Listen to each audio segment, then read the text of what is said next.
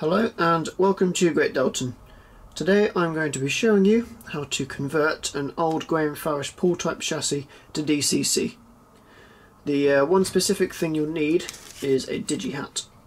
You'll need two of them for this diesel loco, as there are two brushes to isolate from the chassis. I shall go through how they work in a sec. Before that, the only other thing you'll need is obviously a decoder and ideally some DCC wiring in 4 different colours of red, black, orange and grey. So the first thing we're going to want to do is obviously take the body off, and it's quite easy to do with these old diesels. It usually just lifts off. Sometimes they might clip on, but that one particularly was quite loose. And then we take off the underbody detail, that just unclips. So what we have is on each bogie there is one set of pickups for each side of the wheels for each rail. On top of the bogie is a copper plate, and you'll see a wiper just there which makes contact with that copper plate, and there's one on that side as well for the other pickup. Now this one is screwed directly into the chassis, therefore making the chassis live, and then the other one is screwed there onto the back of a plastic insulation plate, and that comes through the body and then into that screw there and onto that copper strip. Now that is insulated from the chassis by this plastic plate, and therefore we have our two polarities. And then what you see here is a copper retaining clip, and under there is a bush and a spring, and then that spring pushes the brush onto the motor. Don't know how well you can see that, but the motor is in there, and then the same on the other side. So the copper conducts into that retaining clip and onto one bush, and then the chassis conducts into that retaining clip and down onto the spring of the other bush. So this is where the Digihat comes in, because what we essentially need to do is isolate this retaining clip from the chassis, and then isolate that retaining clip from this copper strip and put the decoder in to allow control of the motor. We shall start on the underside brush, as this one's genuinely a little bit easier. So I have a small flat-headed screwdriver, and I'm just going to pry the bush off, sorry, the retaining clip, taking not too much care to fling it somewhere.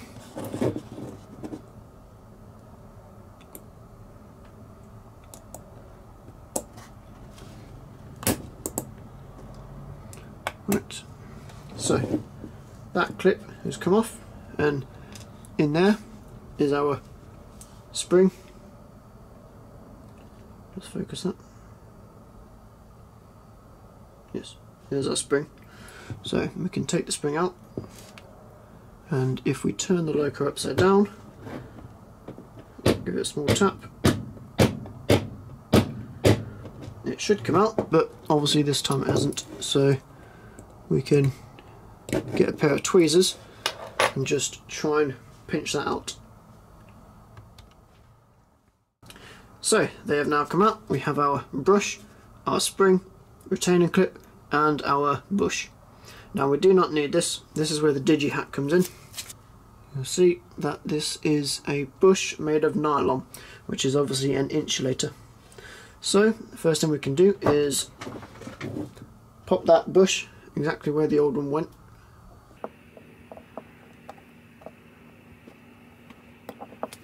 Push that right down.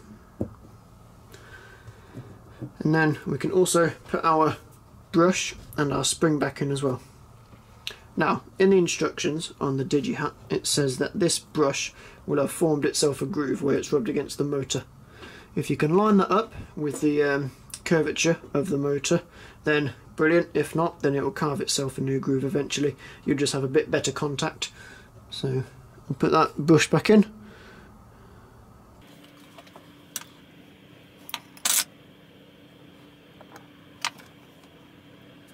And then the spring will go on top of it.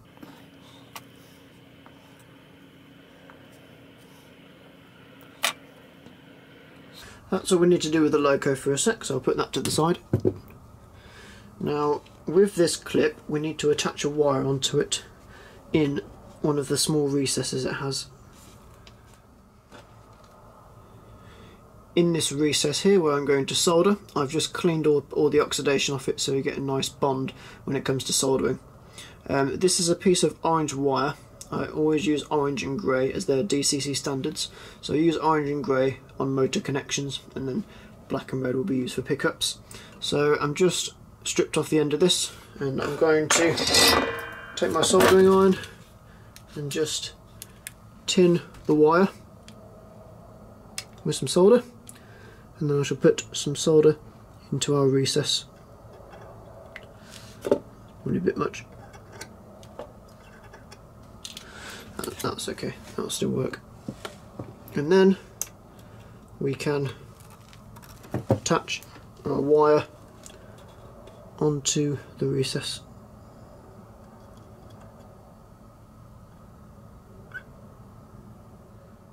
So we now have our clip with the wire on.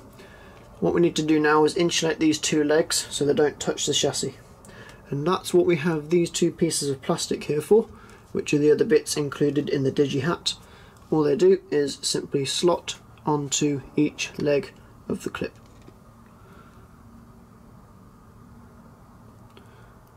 That's one. And what you do is they are heat shrink, so I get my soldering on and just touch the sides of it, and it will shrink and it will wrap itself tight around the leg of the clip. Of course, it's good to have a clean soldering iron when doing this. Don't take my advice.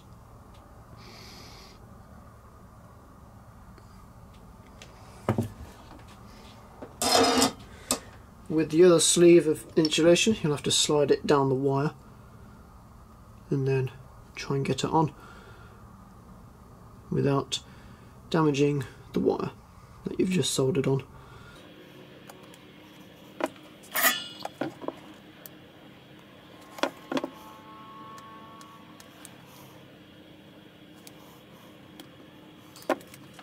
And there we have our insulated clip with a wire now. So if we take the loco, try to zoom in a bit on that, we have our spring, which is obviously connected to our brush, which is then on the motor, and then all we want to do is take our clip and slot it back where it was originally. Easier said than done.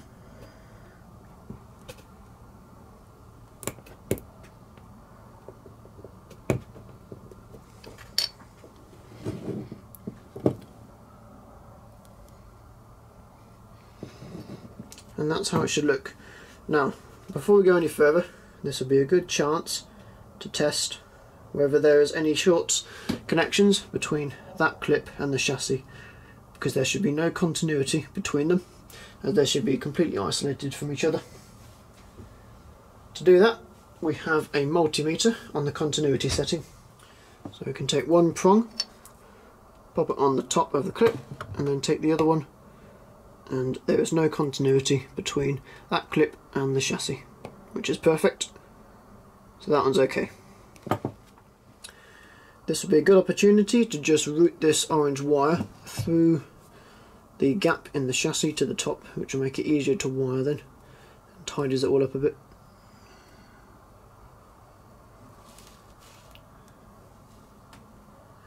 So next will be to do the clip on top. It's virtually the same process, although you might have a little bit more difficulty prying it off as this plastic insulation plate is in the way.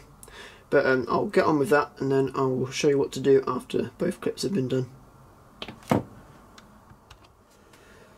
So there we have our second insulated retaining clip. I've just tested the continuity and everything is clear. So these are essentially now our motor wires. So all we need to add now is a couple of pickup wires. Now one side of it will be quite easy, because all we can do is put a bit of solder on here or wherever and solder a wire to it. This, however, is galvanised and it has a coating which will not allow solder to stick to it. Therefore the best option I've found is to use one of these fixing screws to actually clamp a wire in between this piece of plastic and against the chassis. And what I'll do is I'll tin a wire and then pop it down, obviously after I've loosened that slightly, tighten it up, and then it will hold secure with a solid connection.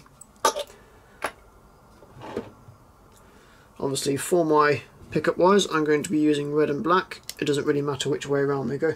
That copper is in quite a good condition, so I shouldn't think I'll have many problems with bonding.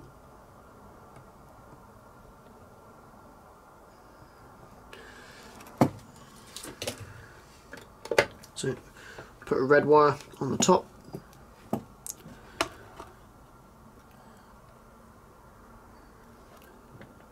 Nice and secure. And then we can loosen this screw.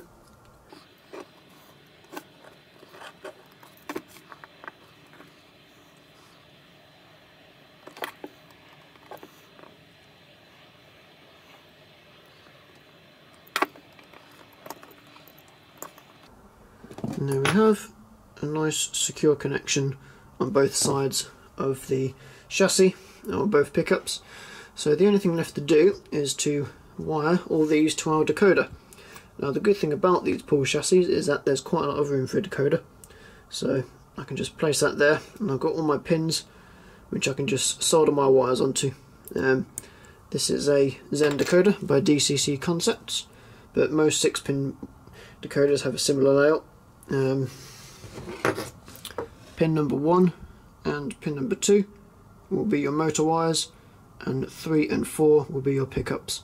Doesn't really matter which way they go around. 5 and 6 are for your lights, and these locos do not have lights, so we shall ignore those.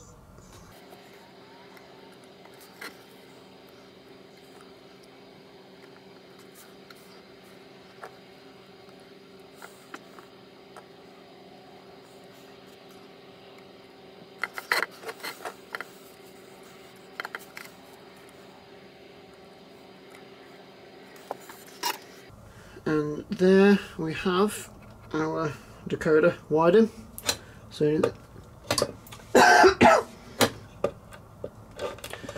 the only job left to do will be to neaten this up and then give it a test run. I have stuck some insulating tape around the decoder to ensure none of the pins short out the chassis, and then I've just secured these cables in place with some tape as well.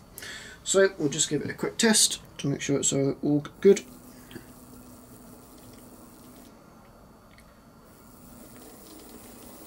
Everything looks okay.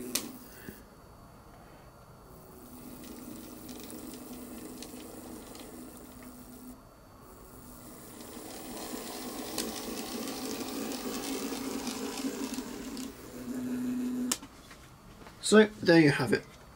I hope you found this helpful, and thank you for watching. Goodbye.